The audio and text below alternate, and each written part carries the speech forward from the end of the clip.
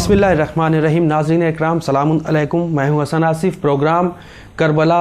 और हकीकत दीन में आपका एक बार फिर से इस्तकबाल है। ये हमारा सेकंड एपिसोड है और इसके पहले के एपिसोड में हमने आपकी मुलाकात कराई थी हमारे और आपके दिल अज़ीज़ मेहमान, बेहतरीन पर्सनालिटी के हामिल मौलाना हसनैन बाकरी साहब क़िबला से। वो फिर हमारे ही साथ हैं और हम उसी मौजू पर बात करेंगे जिस मौजू पर पिछले कई सवालों के जवाबात आप तक मौलाना साहब ने पहुंचाए। तो आइए अपने इस प्रोग्राम को आगे बढ़ाते हैं और इस्तकबाल करते हैं हसनैन बाकरी साहब का। आगा अस्सलाम वालेकुम। अलैकुम सलाम व रहमतुल्लाहि व बरकातुहू। आगा, जिस तरीके से देखा जाए पिछला एपिसोड हमारा जो अब इस वक्त जो एक मौजू छिड़ गया है,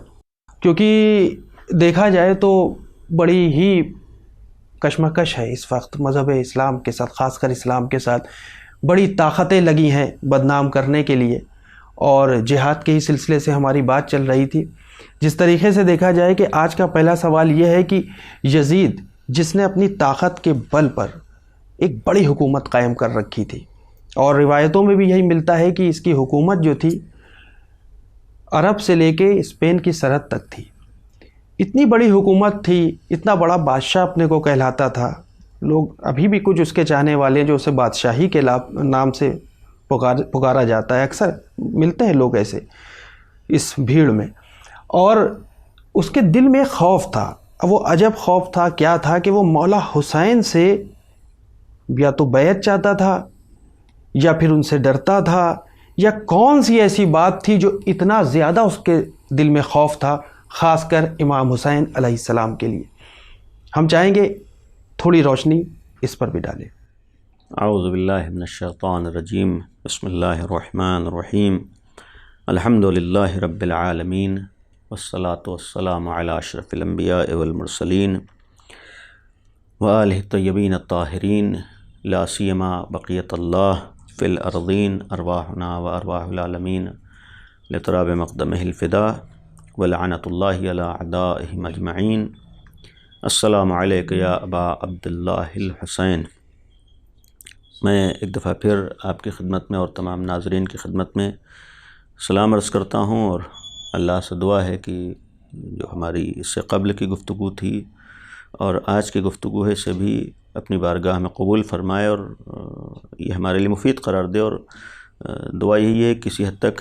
नाज़रीन तक कुछ पैगामात पहुँच सकें इंशाअल्लाह। जो आपने सवाल किया है एक बेहतरीन सवाल है कि यजीद को इतना ज़्यादा इसरार क्यों था इमाम हुसैन की बैत से। आज दुनिया में कितनी हुकूमतें हैं, बल्कि ये कहा जाए दुनिया में अक्सरियत ऐसी हुकूमतों की है जो गोया उस मुल्क की तादाद के एतबार से देखें यानी एक बहुत कम तादाद के वोटों से वो बनते हैं। यानी ऐसा नहीं है कि उस मुल्क में अक्सरियत उनको वोट दे रही है या उनकी राय से। तो जब दुनिया में बहुत सी हुकूमतें कायम हैं तो यजीद की हुकूमत को क्या ख़तरा था कि इमाम हुसैन बैत नहीं कर रहे हैं, तो फिर इतना बैत से ज़्यादा आगा जो दिल में उसके था वो खौफ बहुत था कि इतना ज़्यादा खौफ क्यों था। असल जवाब यहीं पर आता है कि भाई उतना ज़्यादा इसरार था तभी तो खौफ था। यानी दो ही रास्ते उसने, या तो बैत कर लें या सर कलम कर दिया, कत्ल कर दिया जाए। तो इससे एक चीज़ तो ये समझ में आती है, बाज़ लोग को गलत फहमी ना हो कि बैत का मतलब सिर्फ हाथ पे हाथ रख देना नहीं था। यानी बैत का मतलब सिर्फ ये नहीं था कि हाथ पे हाथ, इसमें बहुत सी चीज़ें थी। एक तरफ यजीद जो हुकूमत कर रहा है उसे ये भी मालूम था कि हुसैन इब्न अली कौन है, यानी जानता था हुसैन इब्न अली की हैसियत का। ख़ुद इतना इसरार इस बात की दलील है कि उसकी निगाह में हुसैन इब्न अली की अहमियत थी, वैल्यू थी। आपने जिसको कहा कि खौफ था, ये खौफ इस बात की दलील था कि जानता था हुसैन इब्न अली एक फ़र्द नहीं है। और चूँकि सबसे बड़ा मसला ये था कि उस दौर में एक गलत तरीक़ा जो सामने आ गया था कि जो भी मनसब इक़्तिदार तक पहुँच गया, जो भी कुर्सी तक पहुँच गया, या जो भी अपने को हाकिम इस्लामी कहता था, तो हाकिम इस्लामी का मतलब होता था कि दीन वो बताएगा, मज़हब को बताएगा। यानी उसको एक खाली दुनियावी मनसब के एतबार से नहीं देखा जाता, जब जो गलत था, बल्कि उसे यानी एक दीन के नुमाइंदे के तौर पर देखा था, जो यकीनन काबिल कबूल नहीं है। यानी ऐसा नहीं कि जो भी हुकूमत हासिल कर ले वो दीन को पहुंचाएगा, दीन का ज़िम्मेदार बन जाएगा। ये गलत फहमी थी, ये यजीद को भी थी कि हम एक इस्लामी हाकिम हैं, ایک اسلامی حکومت پہ ہم نے قبضہ کیا ہے، ایک اسلامی حکومت کو ہم نے ہتھیایا ہے، اس کے ذہن میں تھا جب اسلامی حکومت کو ہم نے ہتھیایا اور ہم حاکم اسلامی ہیں، تو اب چونکہ اسلام کے بارے میں جانتا تھا کہ ہمارے اسلام کو کوئی یا ہماری حکومت اسلامی کو کوئی قبول نہیں کرے گا جب تک نبی کے گھرانے کے ایک فرد اس کی تائید نہ کرے۔ یعنی امام حسین سے بیعت کے اصرار کا ایک مطلب یہ تھا کہ اپنی حکومت کو اسلامی رنگ دینا، یہ اپنے اعمال کو اسلامی رنگ دینا، یہ اپنی حکومت کو گویا پیغمبر کے سلسلے سے جوڑنا، یہ اس کا ایک مشن تھا، مقصد تھا۔ وہ یہ چاہتا تھا کہ لوگ میری حکومت کو ایک یزید ابن معاویہ کی نگاہ سے نہ دیکھیں بلکہ ایک حاکم اسلامی کی نگاہ سے دیکھیں، اور چونکہ اس کا کردار لوگوں کے سامنے آشکار تھا، کیریکٹر سامنے تھا، لہٰذا اس نے ایک کوشش یہ کی کہ جب حسین ابن علی بیعت کر دیں گے تو پھر یہ گویا ہماری حکومت اسلامی بن جائے گی۔ اور پھر اسی لیے میں نے کہا کہ یہ جو غلط فہمی ہوتی، بیعت ہاتھ پہ ہاتھ رکھنا نہیں تھا، بیعت کا مطلب تھا کہ یزید کے اعمال، یزید کے کردار، یزید کے مشن کی تائید کر دینا۔ واہ۔ اور پھر دوسری طرف یہ جو میں نے کہا کہ یزید امام حسین کو جانتا تھا، امام حسین ایک فرد نہیں ہے، ایک فرد نہیں ہے، بے شک امام حسین ایک ذات نہیں ہے، بلکہ امام حسین یہ کہا جائے کہ ایک طرف پیغمبر کے نواسے ہیں، ایک طرف علی ابن ابی طالب کے جانشین ہیں، امام حسن کے جانشین ہیں، حسین ابن علی وہ ہیں کہ جو ایک واقعاً اس دور میں بھی بظاہر یزید انہیں قتل کر رہا ہے، بظاہر ایک بہت بڑی تعداد حسین ابن علی کے مقابلے میں آ رہے، لیکن اس وقت دنیا جانتی ہے کہ حسین ابن علی کون ہے۔ پیغمبر کے زمانے مختلف موقعوں پر دیکھ چکے تھے، پیغمبر کے ساتھ لوگوں نے امام حسین کو دیکھا تھا، پیغمبر کے حدیثیں امام حسین کے بارے میں سنی تھیں، پیغمبر کا عمل امام حسین کے سلسلے میں لوگوں کے سامنے تھا، لہذا جانتے تھے حسین ابن علی کی اہمیت کیا ہے، حسین ابن علی کی ویلو کیا ہے، حسین ابن علی کون ہے۔ یعنی اسی لیے میں نے کہا کوئی ایک فرد نہیں تھے بلکہ حسین ابن علی ایک گویا ایک حیثیت ان کی تھی دین کے عنوان سے، پیغمبر کی نسبت کے عنوان سے۔ اور دوسری طرف حسین ابن علی کا معاملہ یہ تھا کہ گویا ایک وراثت تھی انبیاء اور رسولوں اور اماموں کی، جب وراثت تھی تو اس کا مطلب وہ اس وراثت کے مقابلے میں آیا ہے۔ حسین ابن علی کی بیعت کا مطلب یہ تھا کہ گویا اس کی تائید کر دیں، تائید کا مطلب یہ تھا کہ جو یزید کر رہا ہے وہ اس کو اسلامی رنگ دے دیں۔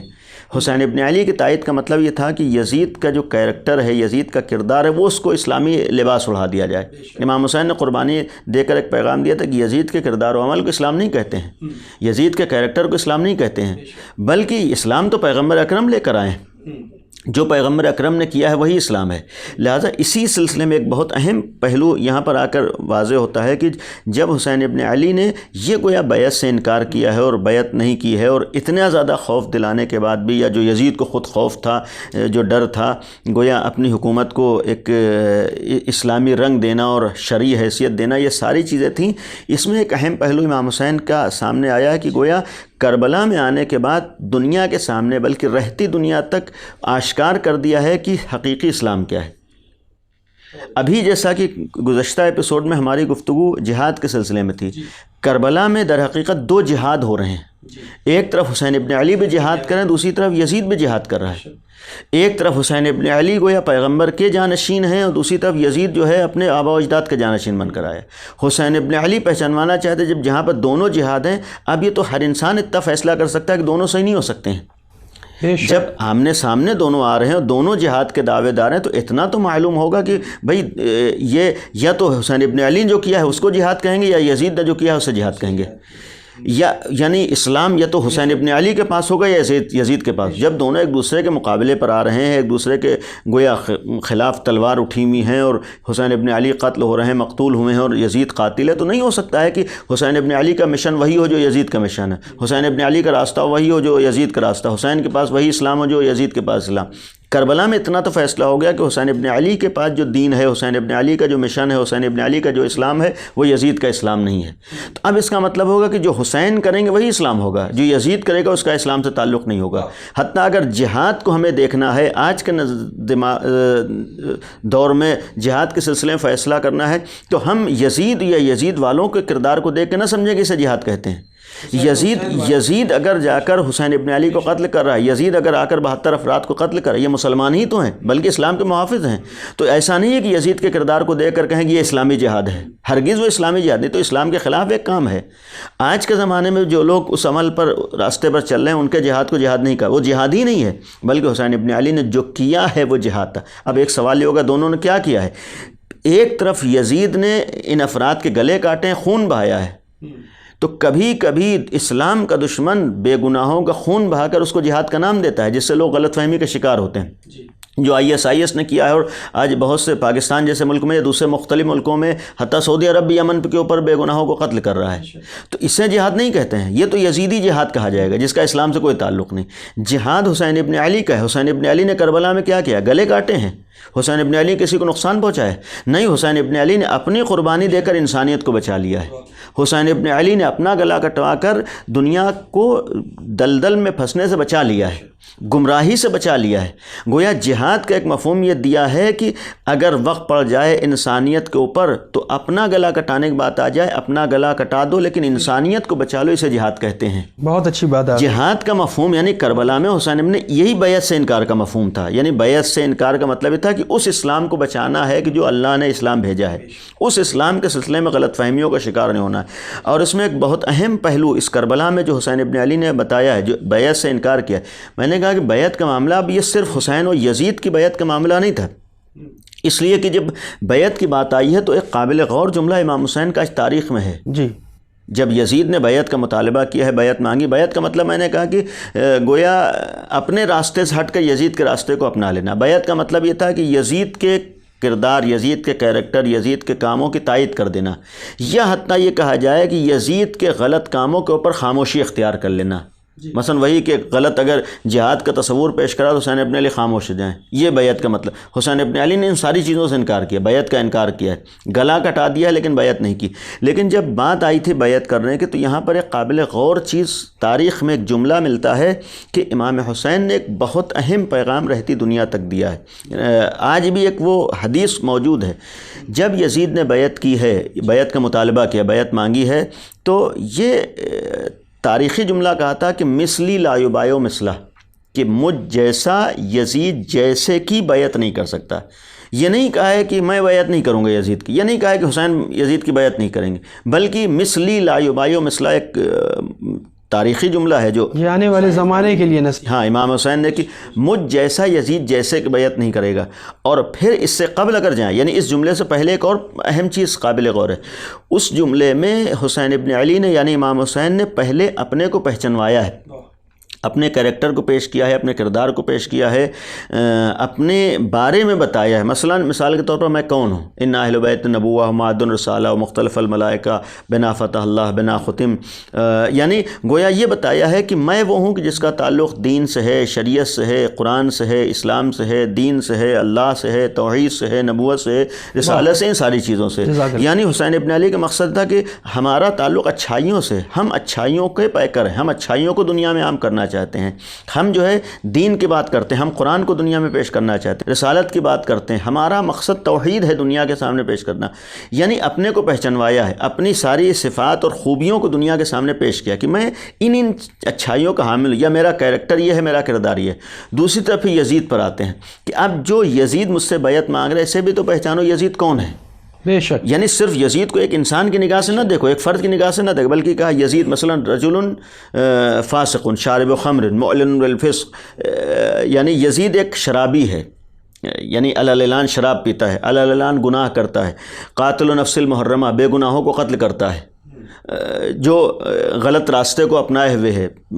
ظلم زیادتی کر رہا ہے، بے گناہوں کو مار رہا ہے، بے گناہوں کو نقصان پہنچا رہا ہے، جہاں پر شراب ہے، جہاں پر بے دینی ہے، جہاں پر فسق و فجور ہے، یہ ساری کردار یزید میں ہیں۔ یعنی گویا اب ایک طرف میں نے کہا کہ اپنے کردار کو پیش کیا ہے کہ میں کون ہوں، جہاں دین ہے، جہاں اچھائیاں ہیں، جہاں خوبیاں ہیں، جہاں اسلام ہے، شریعت ہے، دین ہے، اللہ ہے، رسول، یہ ساری چیزیں۔ یزید جہاں شراب ہے، جہاں بے دینی ہے، جہاں فسق و فجور ہے، جہاں گناہ ہے، جہاں بے گناہوں کا قتل ہے، یہ گویا دونوں چیزیں رکھنے کے بعد گویا ایک طرف اچھائی ہے، ایک طرف برائی ہے۔ اب یہ جملہ کہا تھا مثل لا یبایع مثلہ، مجھ جیسا اس جیسے کی بیعت نہیں کر سکتا۔ اب اس کا مطلب ہے کہ اب یہ حسین و یزید کی بیعت کا معاملہ نہیں ہے، اب یہ معاملہ ہے ایک طرف اچھائیاں ہیں، دوسری طرف برائیاں ہیں۔ گویا برائیاں اچھائیوں کا سر جھکانا چاہتی، میں اس جیسے کی بیعت، مجھ جیسا اس جیسے کی بیعت نہیں کر سکتا۔ اس کا مطلب ہوتا ہے کہ اچھائیاں کبھی برائیوں کے سامنے سر نہیں جھکا سکتی۔ بے شک، بے شک، بہت اچھی۔ اب گویا ایک فیصلہ تھا کہ اب یہ گویا لڑائی یا اختلاف یا جنگ یا آمنا سامنا یہ صرف سن 61 ہجری و کربلا کا نہیں ہے، بلکہ جب سے انسانیت وجود میں ہے، جب تک انسانیت باقی رہے گی، یہ دونوں گروہ آمنے سامنے رہیں گے، یہ دونوں کردار و کیریکٹر آمنے سامنے رہیں گے۔ ایک طرف اچھائیوں کا کردار ہوگا، ایک طرف خوبیاں ہوں گی، ایک طرف وہ کردار ہوگا جو حسین ابن علی اپنے لیے بتا رہے ہیں، دوسری طرف یزیدی کردار ہوگا، اور جو یزیدی کردار ہوگا ہر دور میں اچھائیوں کو دبانا چاہے گا، لیکن جو اس راستے پر چل رہا ہوگا کبھی بھی اس راستے کو اپنانے پر تیار نہیں ہوگا، اس کے آگے جھکنے پر تیار نہیں ہوگا۔ اور دوسری قابل غور چیز کربلا میں یہ بھی سامنے آئی کہ کربلا سے ہٹ کر گویا دیکھیں، اس جملے کی روشنی میں کربلا سے ہٹ کر دیکھیں، دنیا میں انسانوں کے اعتبار سے مختلف گروہ ہیں، مختلف فرقے ہیں، مختلف مسالک ہیں، بہت سے ہیں، دنیا میں بہت زیادہ ہیں، لیکن حسین ابن علی نے گویا کربلا میں تمام انسانوں کو 2 حصوں میں تقسیم کر دیا،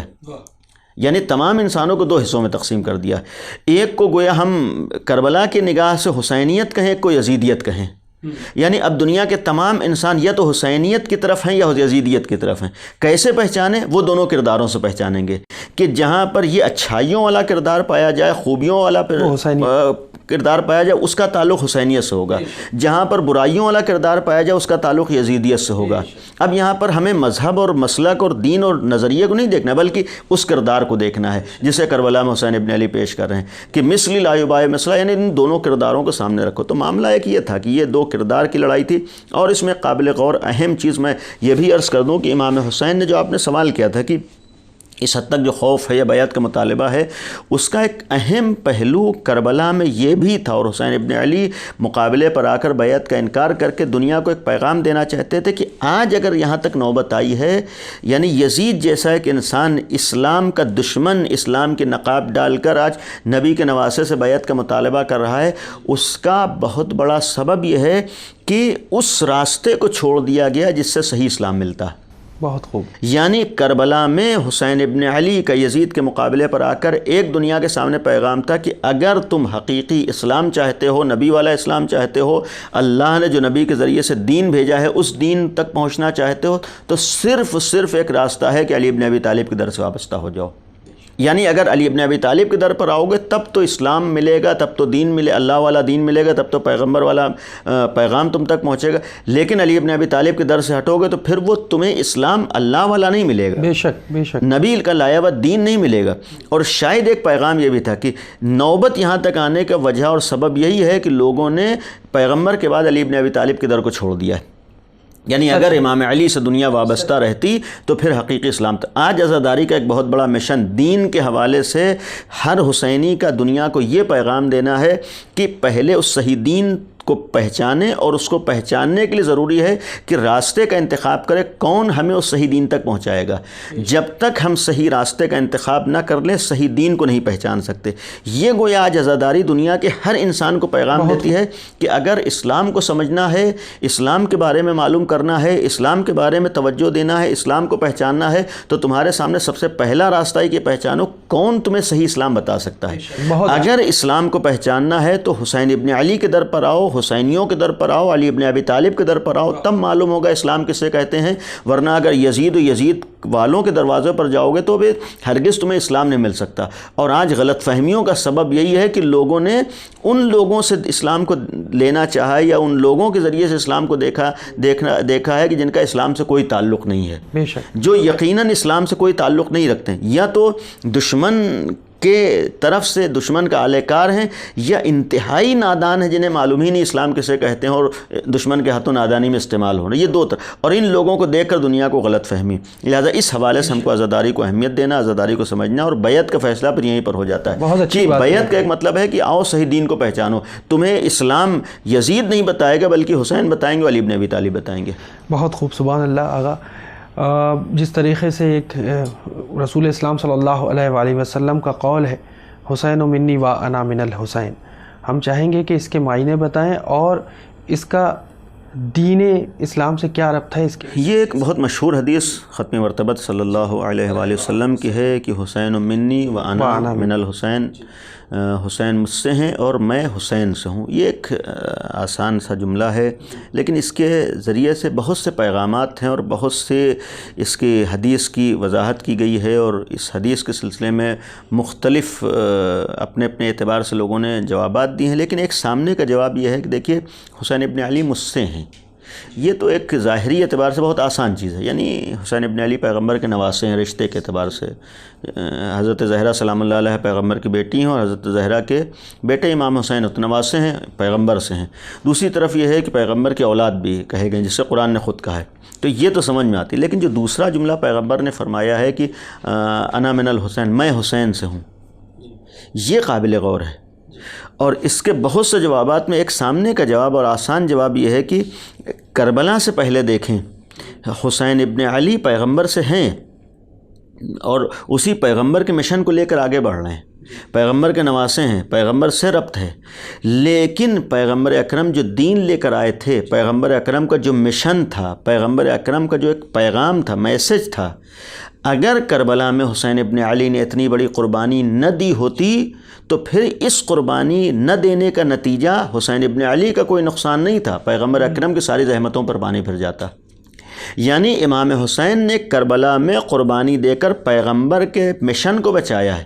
پیغمبر نے جو 23 سال میں دنیا میں زحمتیں کی تھیں اسلام کو پہنچانے میں، ان زحمتوں کی حفاظت کی ہے، اس اسلام کو بچایا ہے۔ اب اگر کربلا میں حسین ابن علی قربانی دے کر پیغمبر کے مشن کو بچا رہے ہیں، پیغمبر کے دین کو بچا رہے ہیں، اسلام کی حفاظت کر رہے ہیں، تو اب کربلا کے بعد جو اسلام باقی ہے وہ حسین ابن علی کے صدقے میں باقی ہے۔ جب کربلا کے بعد اسلام حسین ابن علی کی قربانی کے صدقے میں باقی ہے، گویا اب اسی عنوان سے کہا کہ حسین پیغمبر حسین سے، یعنی اگر کربلا میں حسین ابن علی نے قربانی نہ دی ہوتی تو آج پیغمبر کا نام بھی نہ ہوتا، کربلا میں اگر حسین ابن علی نے قربانی نہ دی ہوتی تو پیغمبر کا دین بھی نہ ہوتا، اسلام ہوتا، لیکن اسلام یزید و یزید کے آباء و اجداد والا اسلام ہوتا ہے، یزید کا خاندانی اسلام ہوتا ہے، یعنی یزید جو اپنی سوچ اور اپنے نظریے اور غلط راستے اور غلط باتوں کا اسلام بنا رہا تو وہ اسلام ہوتا۔ یہ حسین ابن علی کا احسان ہے کہ پیغمبر کا اسلام دنیا تک پہنچ پایا ہے، یعنی ایک باقاعدہ ایک تحریک تھی، مشن تھا کہ پیغمبر کے لائے ہوئے دین کو مٹا دیا جائے اور پھر ہم اپنے حساب سے دین بنا لیں۔ حسین ابن علی نے اس مشن پر پانی پھیر دیا ہے،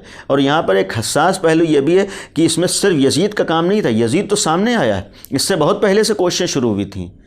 ان کوششوں کا نتیجہ یزید کی شکل میں سامنے آیا تھا۔ حسین ابن علی کی قربانی اس حوالے سے اہم ہے کہ حسین ابن علی نے صرف یزید کو ناکام نہیں کیا، بلکہ یزید سے پیچھے جو کوششیں ہوئی تھیں پیغمبر کے وفات کے بعد سے، ان ساری کوششوں پر پانی پھیرا تھا۔ وہ کوششیں یہ تھیں کہ پیغمبر کا دین مٹ جائے، پیغمبر کا مشن مٹ جائے، ہم جو چاہتے ہیں اسے اسلام بنا دیں، ہم جو چاہتے ہیں اسے دین بنا دیں۔ حسین ابن علی نے کربلا میں آ کر ایک جملہ کہا تھا کہ میں دنیا کے سامنے وہ اسلام پیش کرنا چاہتا ہوں جو کردار پیغمبر میں، جو اسلام پیغمبر لے کر آئے، یعنی گویا ایک پیغام تھا کہ پیغمبر اور علی کے کردار کو اسلام کہتے ہیں، یزید اور اس کے آباء و اجداد کے کردار کو اسلام نہیں کہتے۔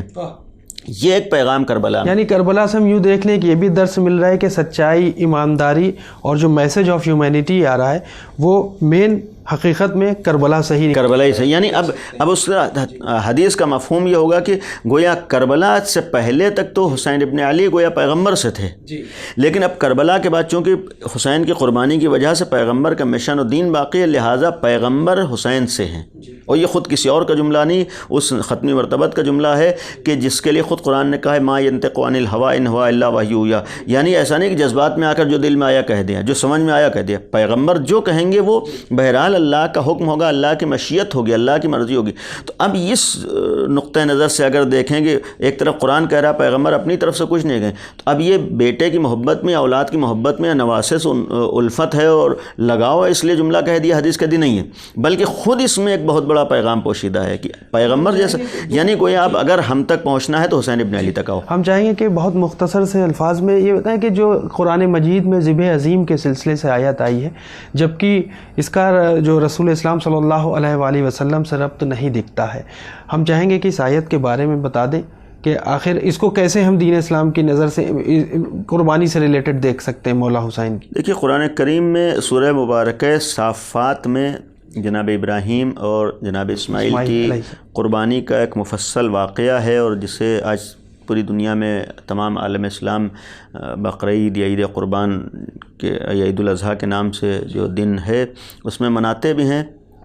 اسی آیات کے ضمن میں، اسی واقعے کے ضمن میں خود قرآن کی آیت ہے، جناب ابراہیم اور جناب اسماعیل کی قربانی کے بعد ہے وَفَدَيْنَاهُ بِذِبْحٍ عَظِيمٍ. ہم نے اس کا فدیہ ذبح عظیم کو قرار دیا ہے، یعنی جناب اسماعیل و جناب ابراہیم کی قربانی کو. اور بعض روایات میں اس کی تفسیر کربلا اور امام حسین کی قربانی سے کی گئی ہے، لیکن میں سوچ رہا ہوں کہ اگر آپ اجازت دیجئے یہ ایک مفصل بحث ہے اور اس سلسلے میں گفتگو